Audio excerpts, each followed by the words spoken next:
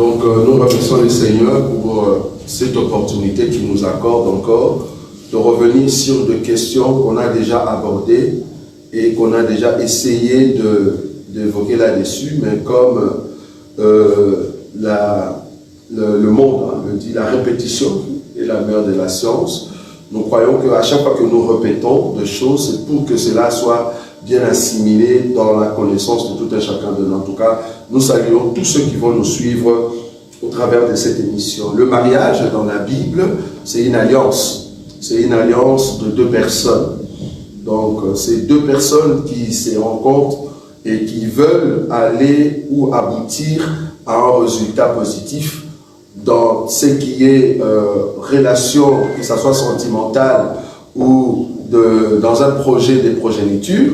Voilà, donc ils vont entrer dans ce que nous appelons le mariage. Donc le mariage, c'est le lien qui lie deux personnes sous une forme d'alliance, sous une forme de règles et de respect mutuel, et cela va les amener à aboutir à un résultat escompté, c'est-à-dire un résultat qu'eux-mêmes vont mettre en place pour honorer le Seigneur. Amen. Maintenant, directement, je vais tomber sur cette question que beaucoup de gens se posent. Est-ce que dans le mariage, nous avons le droit, en tant que chrétiens, je précise bien, de pouvoir se marier, enfin, à quel titre on peut se marier avec une personne de sa famille, cousine par exemple, cousin, chose que beaucoup de gens ne savent pas ou voudraient éclairer les gens là-dessus. Par exemple, on a un exemple qui dit, beaucoup de gens pensent, est-ce qu'Abraham avait épousé sa propre sœur, par exemple?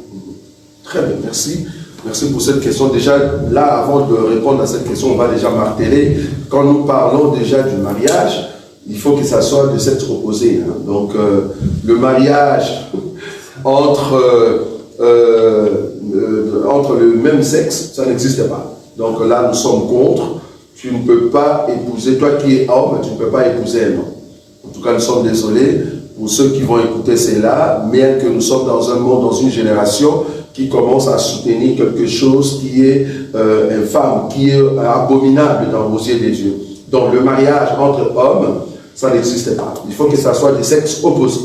Mariage. Vous avez une parole qui dit cela? Bien sûr, on a des écritures.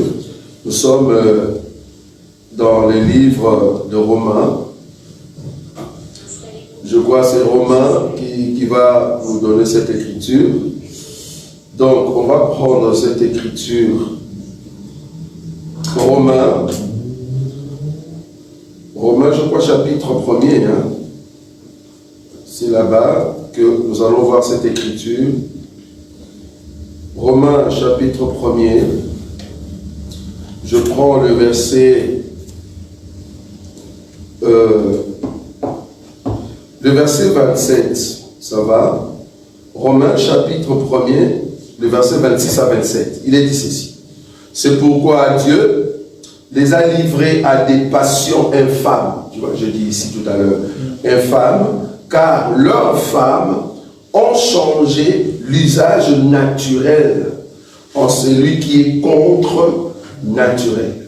Ça va? Donc, ce qui est déjà contre naturel, voilà, il ne faut pas aller à l'encontre de ce qui est naturel. Et puis le verset 27, et de même les hommes abandonnant l'usage naturel de la femme, vous voyez, naturel de la femme, se sont enflammés dans leurs désirs, les uns pour les autres, commettant quoi? Commettant homme avec homme des choses infâmes et recevant en eux-mêmes les salaires que méritent leur égarement. Ça va? Amen. Ça, c'est une écriture claire. Donc, je voulais plutôt prendre dans la Nouvelle Alliance pour ne pas aller sur Sodome et Gomorrhe. Parce qu'il y a maintenant une nouvelle théorie qui dit que Sodome et Gomorrhe, on n'a pas une écriture noire sur blanc claire qui parle du terme homosexualité. Je me redire à une personne, ces termes-là, dans la Bible, il n'y en a pas, mais ils ont emprunté d'autres termes. Tu vois, quand la Bible dit relation entre homme et homme, c'est déjà ça. Quand on parle de la bestialité, tu ne verras pas dans la Bible le terme bestialité, il n'y en a pas. Mais tu vas voir que Dieu interdit la relation entre homme et une bête. Vous voyez? Ça, c'est la bestialité. Donc, tu ne peux pas épouser un chien, tu ne peux pas épouser ton cheval, voilà. Donc, tu ne peux pas. Tu ne peux pas épouser, comment on dit, une statue, ou soit une image. Hein, comme aujourd'hui, nous sommes dans une génération où il y a des êtres qu'on appelle des humanoïdes. C'est quoi humanoïdes? Ben, ce sont des êtres qui apparaissent comme hommes, mais qui sont des robots. C'est-à-dire, ils ont créé avec une intelligence artificielle, et ce robot parle comme un homme, bouge comme un homme, mais c'est un robot. Et ils sont partis plus loin, créant cet être-là, mais avec des désirs sexuels. Donc tu peux l'acheter, ben voilà, l'objet en question est soumis comme une femme, et l'objet en question, voilà, fait le désir que toi tu aimerais, que ça soit homme ou femme, ça va? Or, la Bible déjà nous interdit, tu ne peux pas, en fait, représenter ou aimer déjà quelque chose d'imagé, ou voilà. Voilà, bon, c'est pas notre thème. Donc, du coup, il y a une écriture noir sur blanc qui nous interdit, en tout cas, d'avoir une relation homme avec homme, femme, donc qui abandonne l'usage naturel. Déjà, abandonner l'usage naturel, là, tu comprends déjà que, bien que ce n'est pas notre thème, c'est interdit dans notre évangile. Alors, interdit à un chrétien qui est à la maison et que ton partenaire ne te satisfait pas d'aller prendre des objets. C'est interdit. Tu ne peux pas utiliser des objets pour satisfaire ta faim sexuelle. Tu n'es pas, en tout cas, un objet. La Bible l'interdit. Parce que là, tu as abandonné l'usage naturel et tu as pris un objet. Vouloir ou pas, ben, c'est un péché. Ça va? Donc ici, au fait, la chose en question est interdite. Amen. Maintenant, on retourne sur notre question. Vous étiez en train de répondre. À quel degré, à quel titre nous pouvons, dans nos familles, pour aller plus loin, déjà dans nos familles, pouvoir se marier? Est-ce qu'on peut épouser sa cousine? Comme l'exemple disait, est-ce qu'Abraham a épousé sa sœur, par exemple? Très bien. Je crois que on sait qu'Abraham a vécu du temps où la loi n'était pas encore instituée. Tu vas voir que dans des relations du mariage, il y a une écriture, je crois Lévitique, on va prendre cela, dans Lévitique, je crois chapitre 18, Lévitique chapitre 18, là, si tu commences à partir du verset, je crois 4, donc nous allons prendre cela, Lévitique à partir du verset 4, vous pratiquerez mes ordonnances et vous observerez mes lois pour le suivre. Je suis l'Éternel votre Dieu. Vous observerez mes lois et mes ordonnances. L'homme qui le mettra en pratique vivra par elles. Je suis l'Éternel. Et puis, le verset 6, il est dit, nul de vous ne s'approchera de sa parenté ou de sa parente pour découvrir sa nudité. Je suis l'Éternel. Maintenant, il faut déterminer qui est, au fait, la personne qui est parentée à moi. Est-ce que toute personne, toute relation dans la famille, je peux appeler ça comme parenté, ça va? Ou soit parent. Parce que tu vas voir que dans la révélation, quand nous parlons de proches parents, dans la révélation, j'ai dit, et dans la prophétie, Jésus, donc Dieu qui est esprit, il devait prendre le corps pour devenir proche parent de l'homme. Très important. Donc, ne pouvait sauver l'homme que celui qui est proche parent de l'homme, par rapport à Boaz. Vous voyez, Boaz, la Bible dit, pour que Boaz sauve, je crois, Ruth, c'est ça, pour sauver Ruth, il faut que la personne soit proche parent. Bon, là, c'était selon la loi, mais dans la révélation, comme je dis, il fallait que Dieu devienne homme, pour qu'il ne reste pas esprit, pour sauver l'homme qui avait péché, pour racheter l'homme. Le prix du rachat devait passer par celui qui est proche parent de l'homme. Donc, c'est-à-dire l'homme. Ça va? Maintenant, ici, quand on parle de proche parent, quand la Bible dit, par exemple, dans le verset 7, tu ne découvriras point la nudité de ton père. On est d'accord. Maintenant, Dieu, dans cette loi, va déterminer c'est quoi la nudité du père. Quand on dit tu ne découvriras pas la nudité de ton père, ici déjà on est d'accord que tu ne peux pas coucher avec ton père. Donc c'est une abomination de voir des relations du genre fille avec son papa.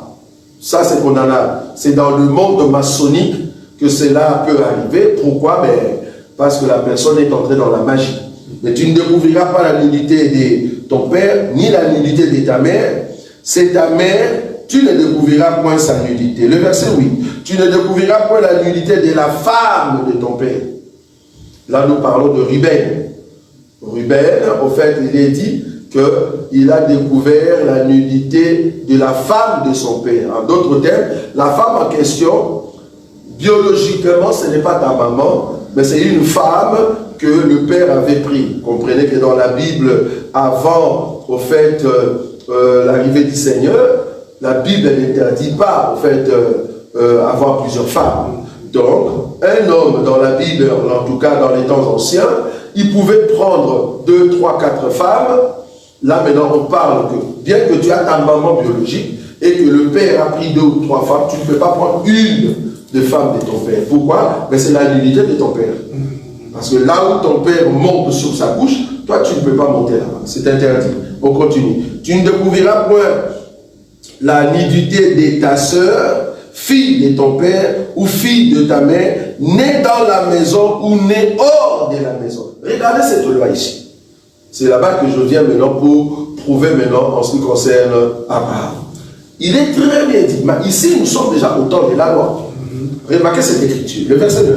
Tu ne découvriras point la nudité de ta sœur, fille de ton père ou fille de ta mère, née dans la maison ou née hors de la maison. En d'autres termes, une demi-sœur. Donc, 100% sœur, tu ne peux pas. Une demi-sœur aussi, tu ne peux pas. On est d'accord. Mais remarquez Abraham. Remarquez Abraham, parce que pour répondre directement à la question que tu viens de me poser, la Bible dit par rapport à Abraham, qu'est-ce que Abraham a dit? Parce que nous voulons voir dans les Écritures, quand nous disons que Abraham avait épousé sa sœur, ben nous voulons au fait marteler là-dessus. Il est dit dans le livre de Genèse, Genèse chapitre combien? Le verset 12. Genèse chapitre 12, le verset 13. Ça va? Parce que beaucoup disent qu'Abraham avait menti. Mais le verset 12, 13, ça c'est Abraham qui dit, je prends le verset 12 et 13, tu peux lire, c'est là. Je lis au nom de Jésus-Christ. Oui. Quand les Égyptiens te verront, ils diront, c'est sa femme.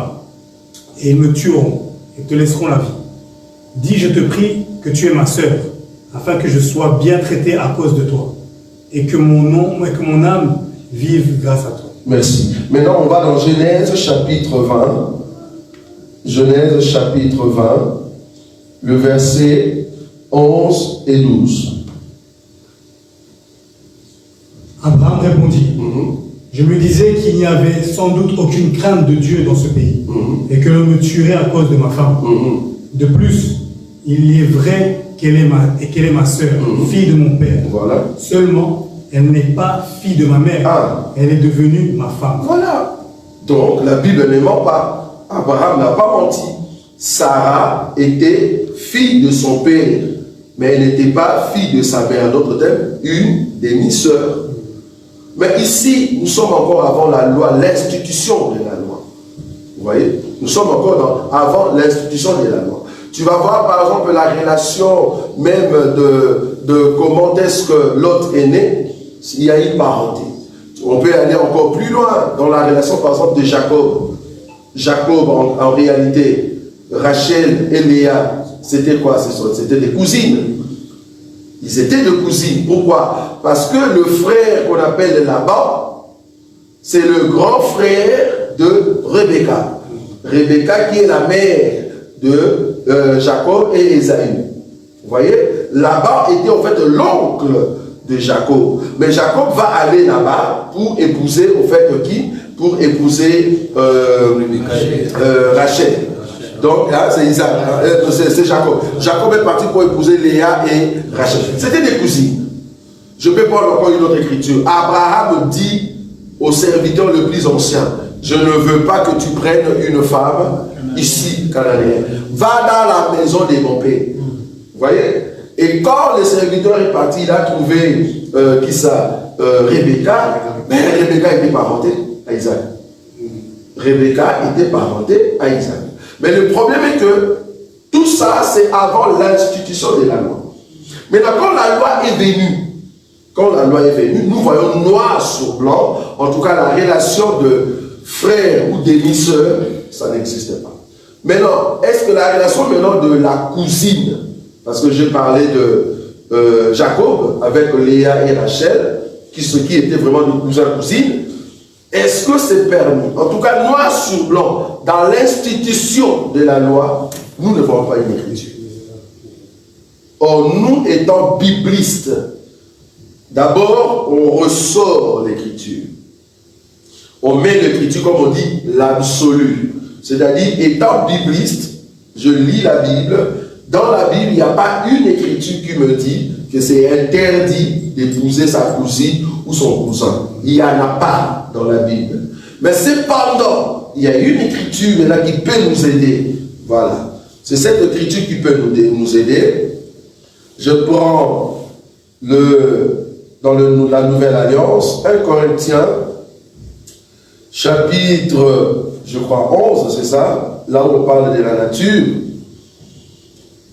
Voilà. 1 Corinthiens, chapitre 11. Alors, est-ce que c'est 11? Aidez-moi. Non, ce n'est pas 11. Alors, là où on parle de relation de la femme, c'est combien? C'est 11, verset 14. C'est 14, voilà, c'est au-dessus. Voilà, c'est ça. Donc, 1 Corinthiens chapitre 11, le verset 14, on nous dit, la nature elle-même ne vous enseigne-t-elle pas que c'est une honte pour l'homme de porter de longs cheveux? Là, on parlait par rapport à la chevelure. Mais pourquoi j'ai pris cette écriture? Paul nous dit, à part le Saint-Esprit qui vient nous donner l'inspiration, nous avons aussi un autre enseignant qui s'appelle la nature. C'est-à-dire, dans la nature, là où je suis, quand on dit nature, cela veut dire environnement. Dans l'environnement dans lequel je vis, si cet environnement-là me dit que ce que tu veux faire, ce n'est pas bon, pour ne pas briser Romains, voilà, regardez, pour ne pas briser cette écriture, Romains, parce que nous sommes des biblistes, il y a concordance des écritures, ça va? Pour ne pas briser Romains 14, je prends Romains chapitre 14, je prends une écriture ici. Alors, le verset 22.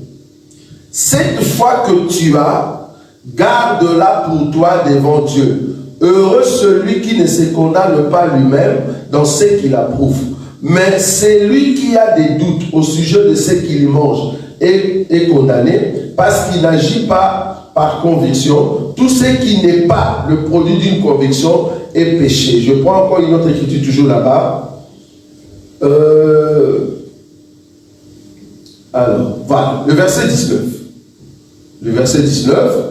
Ainsi donc, recherchons ce qui contribue à la paix et à l'édification mutuelle. Le verset 20. Pour un aliment, on ne détruit pas l'œuvre de Dieu. À la vérité, toutes choses sont pures. Mais il est mal à l'homme quand il mange de devenir quoi?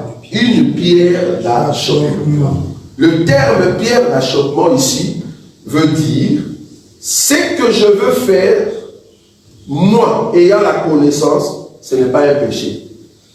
Quelle connaissance? L'absolu. Ok? Pour moi, ce n'est pas un péché.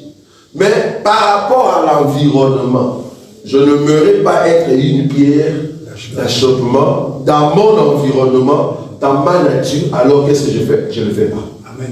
Or, dans notre environnement africain, en tout cas, je parle ici de l'Angola, bon, je ne sais pas au niveau du Kenya, mais non, je parle ici de Burundi, Rwanda, Congo, Brazzaville, Gabon, Nigeria, voire même, en tout cas, ça dépend maintenant des tribus.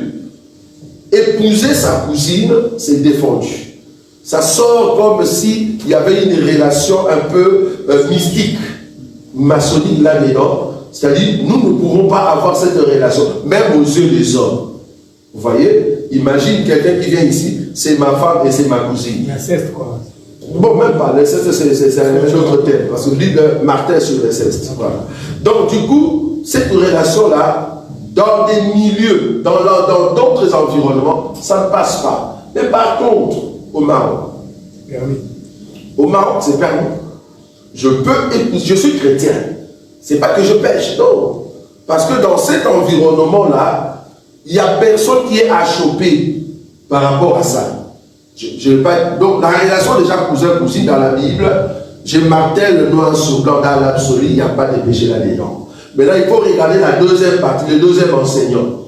Le deuxième enseignant nous dit, maintenant l'environnement. Est-ce que tu es quoi? Un petit pierre d'achoppement, oui ou non?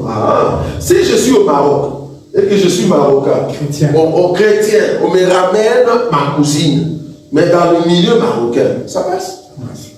Mais si je suis au Congo, ça ne passe pas. Vous voyez?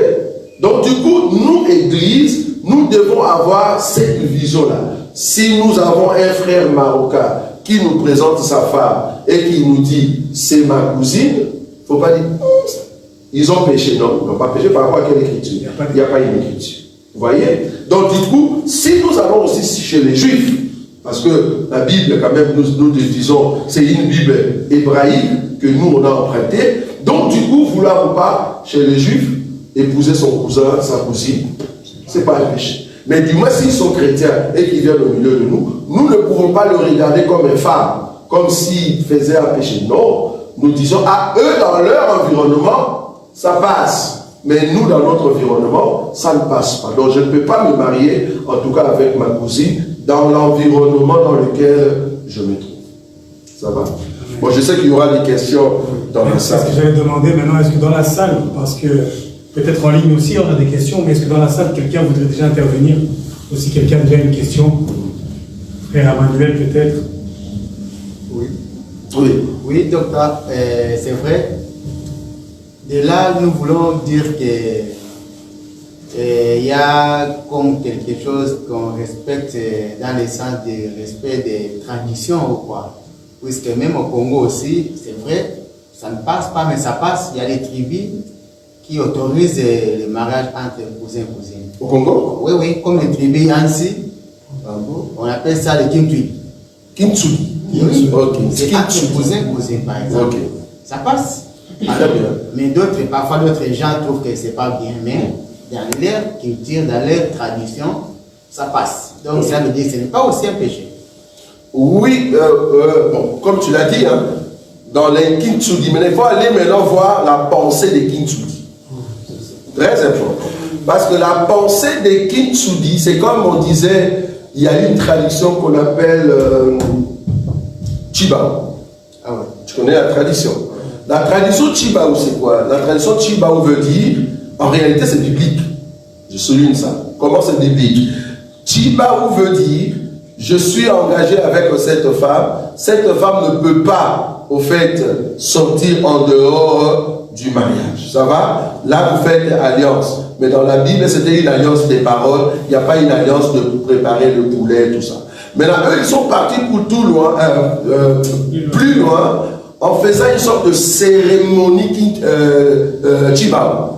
En d'autres termes, je prends un point poulet et un coq, je ramène.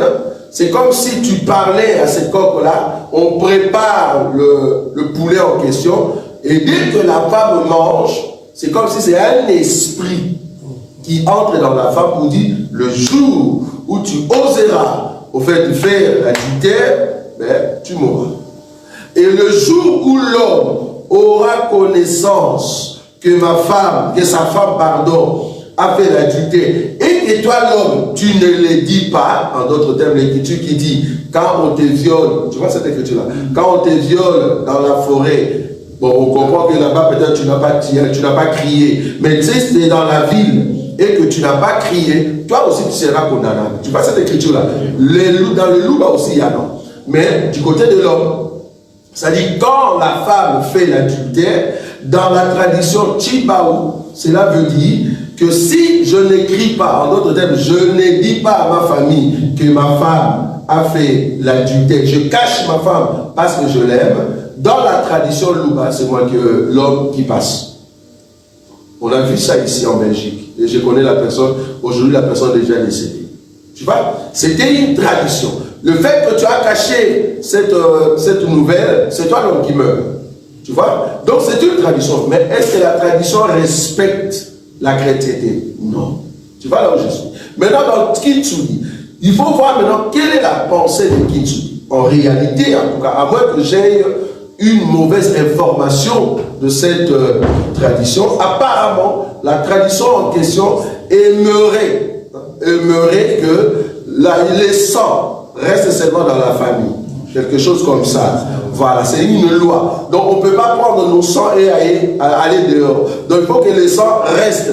Même si je prenais une autre femme d'une autre tribu, mais dans la suite du temps, il faut que les gens ou mes enfants reviennent encore dans d'autres familles, cousins, cousines, de sorte que ces sangs-là continuent. Maintenant, il faut regarder quel est l'esprit qui est derrière ça. Je crois que ici, nous gardons la position de l'Esprit Saint. C'est-à-dire, quand j'ai parlé du Maroc, ce n'est pas qu'ils ont fait des pactes, mais regarde dans ce qu'on appelle Kintsugi. Kintsugi, c'est quoi? C'est ça le terme. Quel est l'esprit qui est derrière? Est-ce qu'il y a des cérémonies? Non.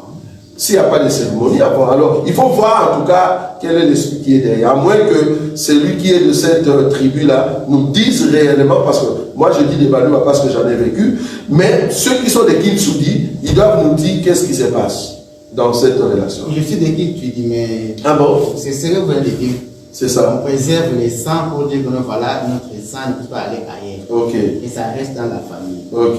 Pour préserver cela. Alors, tu peux dire que comme les Juifs aussi font. Les Juifs aussi font ça, ce n'est pas un péché. Ok. Ils sont même des Yansi, ils font ça aussi dans ce sens-là que nous voilà pour préserver leur sang. Oui, mais parce que plus là encore les Kintsugi, parce que d'autres personnes que j'ai vues, c'est-à-dire tu as épousé une femme d'une autre tribu, ils feront tout. Oui, c'est comme ça. Ça c'est grave. Ils feront tout de te trouver. Dans des villages, une femme où tu es cousine, voilà, et parenté, quelque chose comme ça, pour que tu sors encore avec elle. Pourquoi? Parce qu'il faut garder quand même la lignée du sang. Avec une femme. Là, maintenant, on dit qu'il y a un petit souci. Non, c'est pas comme ça, docteur. C'est comment? Parce que toi, tu es là-dedans. Et je n'espère pas que tu es dans Kintsugi. Non. Ok. Voilà. Je suis là-dedans, mais je suis en train de discuter des valeurs traditionnelles. Alors, nous sommes dans la tradition. Oui. Alors, dans ce sens-là, il y a quoi? On ne dit pas que non, voilà, si tu as épousé une autre tribu, il faut obligatoirement prendre une femme de votre tribu. Mais on fait ça avant de se marier. Dans ce sens-là, comment? On dit que voilà, chez nous, un homme ne peut pas manquer une femme, et une femme ne peut pas manquer un homme pour le mariage. Oui. Alors, si l'homme, par exemple, dans cette famille, il se marie avec dans le sens là. Si vous avez des garçons, voilà, l'homme ne s'est pas marié jusqu'à l'âge du mariage, ne trouve pas une femme, ne se marie pas. Voilà, ta sœur est là, ta cousine est là, tu peux marier dans ce sens-là. Mais si tu as déjà eu ta femme, on ne peut pas t'obliger que non, obligatoirement laisse ta femme, prends cette femme. Okay. Non. Mais comme moi, je me suis marié à une louba. Oui. Alors, il y a personne qui... On ne sait jamais, hein, parce que là, étant docteur, on va t'amener une Kintsugi quelque part. Ça ne passera pas. Voilà, merci beaucoup. Merci beaucoup pour la réponse. Ça, j'ai aimé. Donc, en d'autres termes, tu n'es pas obligé de rester dans cette tradition. Oui. Merci. Là, c'est déjà très bien la réponse. Oui. Non, je voulais dire au frère Emmanuel que ça, c'est la théorie. Oui. Mais dans la pratique, moi, j'ai vu un frère de Bandou qui font ces choses-là. C'est marié avec une louba, mais la famille s'est réunie, l'oncle est venu du village pour dire à leur fils qu'il doit mettre cette femme-là, vous avez eu des enfants, de côté, prendre celle-ci. Ok. Donc ça crée... Donc prendre une cousine. Oui. Ok. Donc là, tu parles de théorie, mais sur le plan pratique, il y a des familles qui imposent. C'est comme chez le Louba aussi. Hein. Ouais. C'est pas tout Louba qui fait comment dire, Chiba. Tu vois un peu. Mais on sait que Chiba, c'est vraiment ça la définition. C'est comme chez vous. Donc les Kintsuli, c'est ce que le pasteur dit. Peut-être toi, voilà, ça passe. Parce que peut-être tu n'es pas sorti de famille radicale. Ouais. Tu vois, vous n'êtes pas une famille radicale qui garde les valeurs de la tradition. Mais dans la tradition pure, comme l'homme de Dieu vient de le dire, vouloir ou pas, c'est ça. Maintenant, du coup, tu vois que l'esprit de Kintsuli ne va pas de pair avec la pensée, en tout cas chrétienne, là-dedans. Ça va? Il y avait une question? Non? Une autre question? Oui, maman. Bon, à ce que je sache, à mon avis, les Kintsuli, c'est aussi vraiment un mariage forcé. Hein? Oui, et puis ce sont des arrangements aussi entre frères et sœurs, donc entre la tante et l'oncle, qui s'arrangent entre eux.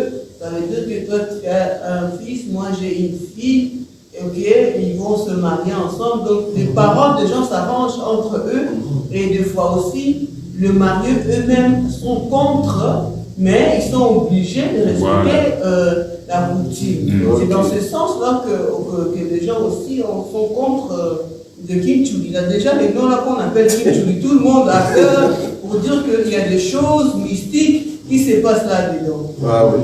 Bon, en tout cas, comme l'homme de Dieu l'a dit, hein, donc il y a le côté radical de la tradition. Or, la Bible déjà nous dit tout ce qui est tradition et coutume des hommes. Nous, étant chrétiens, nous ne pouvons pas respecter cela à la loupe. Je souligne les mots.